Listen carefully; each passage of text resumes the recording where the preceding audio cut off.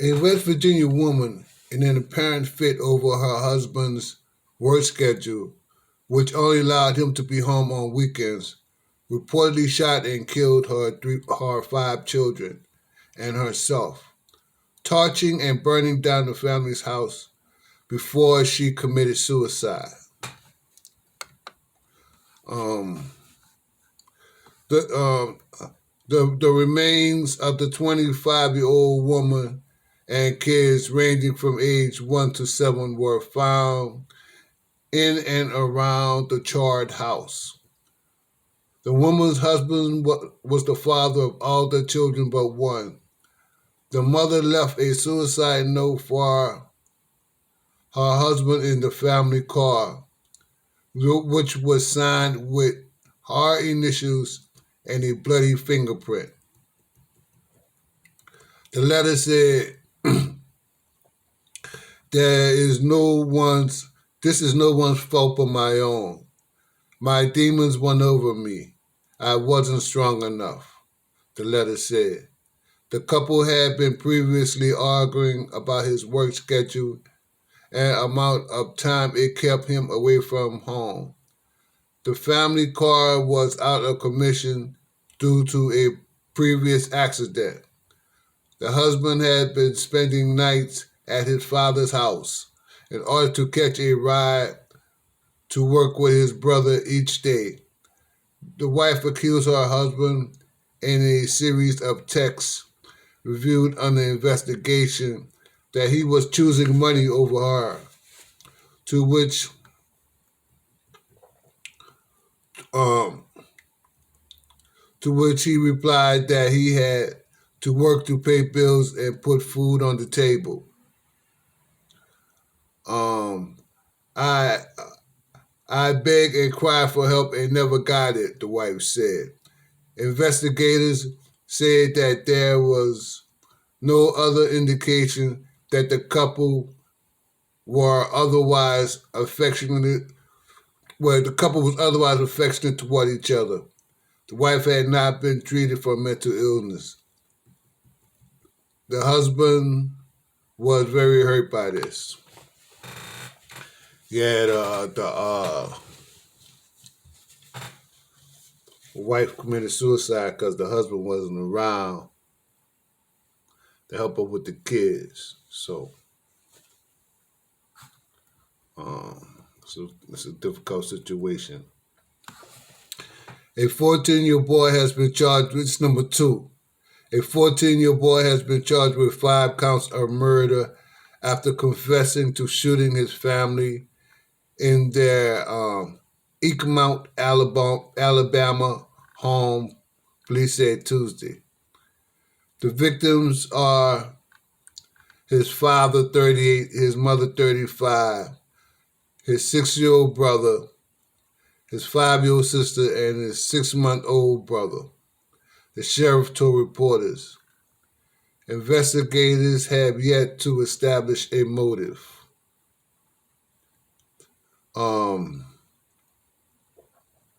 Investigators found the handgun allegedly used in the killings on the side of the road nearby when it had been tossed, the sheriff said.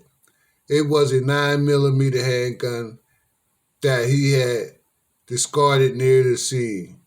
The gun was kept in the home by the parents. The shooting happened about 10:30 p.m. on a Monday.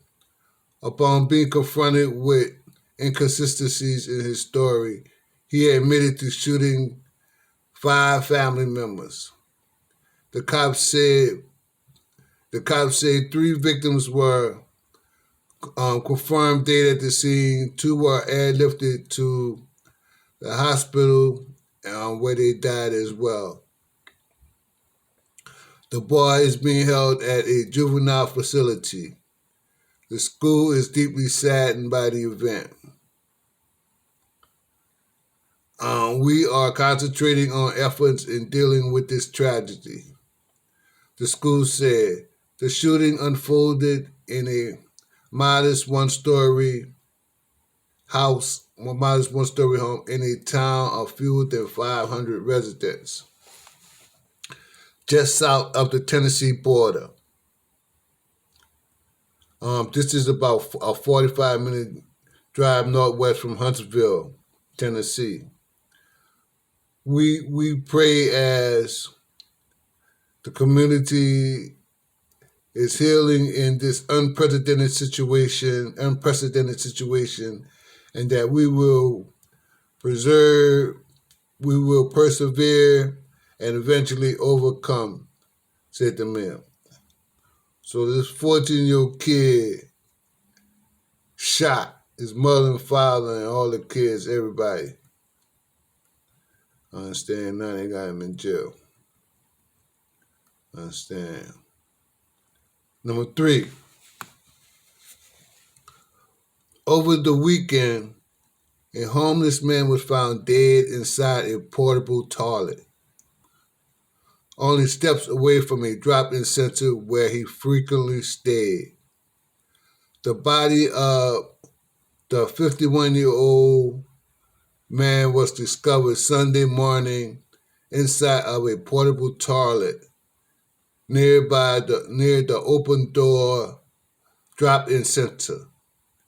The 51-year-old man had reportedly been there on Saturday, but was kicked out at 9:30 p.m. due to an order from the city's health authority. Foul play has been ruled out, and his death is now the subject of a coroner's investigation. A day after the news broke, Quebec Premier swatted away a plea from the city's mayor to have an exemption made for homeless people living under the province of COVID-19. This guy got kicked out the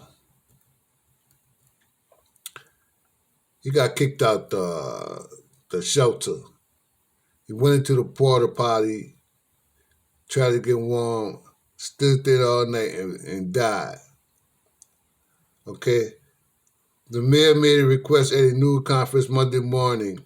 He said that the curfew was created a sense of insecurity for those on social welfare, such as shelters and needle exchange and general outreach. What we've been seeing in the last week with the curfew, this is all in Canada, Montreal, Canada. And the guy, anyway, y'all know the guy froze to death in the porta potty because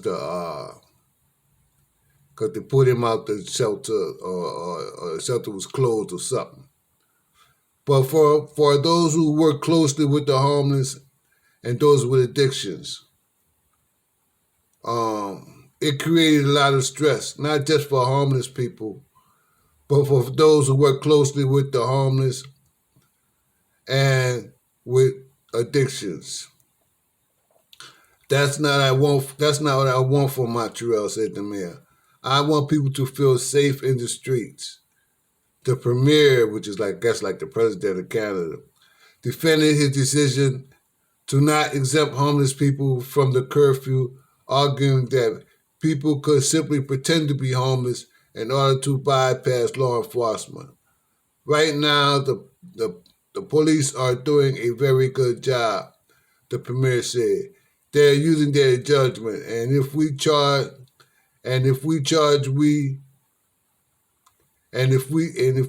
the rules and say you cannot give a ticket to somebody who says they are homeless, you may have some people that will pretend to be homeless. In Ontario, the implementation of an emergency stay-at-home order by the premier last week did not include a curfew and exempt homeless people from fines. However, the government has noted that it gives police officers full discretion in choosing why and who to give a ticket to. According to an outreach worker at the Toronto drop-in center, the sanctuary. The reason that homeless people go into portable toilets is because they are one of the few remaining publicly access facilities that offer both privacy and protection from the elements. The mayor acknowledged these issues prior to the pandemic, but said that they have gotten worse since the COVID-19 restrictions have depleted the number of available public bathrooms, which means many portable toilets are overflowing and poorly taken care of. I mean, think about it. Think about it. They stink. There's no room to move around, let alone go to the bathroom. But but they block the wind, and so people choose to spend the night inside of them instead of staying outside. That's where we're at. That's where we're at in Toronto. Despite experiencing a relatively mild winter so far, although a polar vortex is on the way, bringing much colder temperatures, a nurse who works a nurse who works a nurse who works regularly with people experiencing homelessness says she has tended to a dramatic increase in frostbite cases in recent weeks. She says a lack of spaces for homeless people to find. She said there is a lack of space for homeless people to find refuge in, from coffee shops to libraries, have meant more and more people are spending the entire day and night outside in sub-zero temperatures. The nurse said anecdotally that the number of homeless people living outdoors has increased dramatically. She also added that, unlike in past years, she is seeing a huge number of first-timers who has prior to this year never been homeless before and therefore have little understanding of how to survive outdoors. Frostbite is all about the fingers and toes.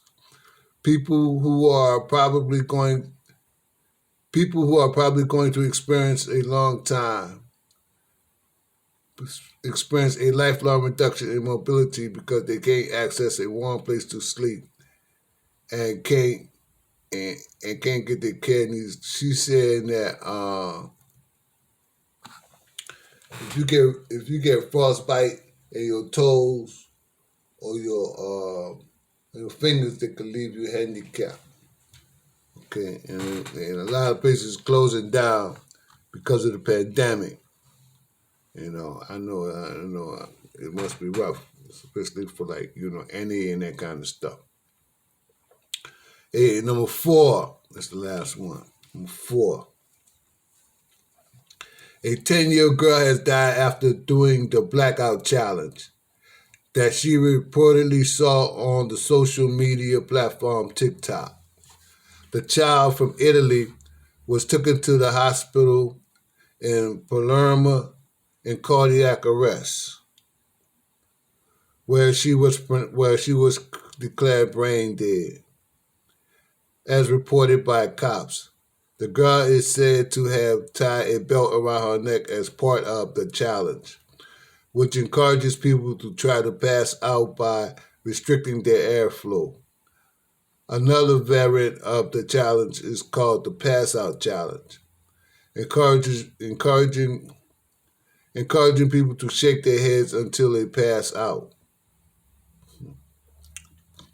A blog reports the investigators believe that the child had previously taken part in the challenge, with the aim of not breathing for as long as possible.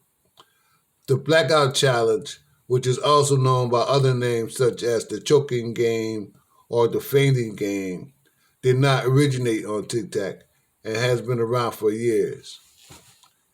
Time magazine reported in 2018 that between 1995 and 2007, 82 children between the ages of 6 and 19 died in the U.S., playing this so-called game. TikTok told Newsweek, our deepest sympathies are with the girl's family and friends. We do not allow content that encourages, promotes, or glorifies dangerous behavior that might lead to injury and we remove content that violates our policy. While we have not currently found evidence of content on our platform that might have encouraged such an incident off platform, we will continue to monitor closely as part of our continuous commitment to keep our communities safe. We will also assist the relevant authorities with their investigation as appropriate. The mayor of Palermo, Italy, said in a statement, I am in shock, as I think the whole city is in shock for the tragedy that today they saw the victim, this child, the victim of this game called the choking game. You know, it's all the same.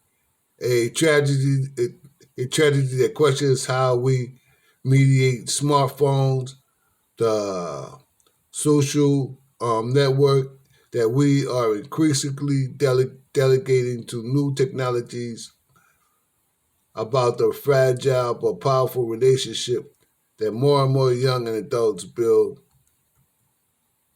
and perhaps suffer from their digital devices. Okay, it's 10-year-old girl. Okay, played a blackout game, put a belt around her neck, and things didn't work out. You know, and don't be listening to all that stuff they say on the do that may bring harm to yourself. Okay, this is Lehigh Valley News with A. Bolden. Thanks for watching.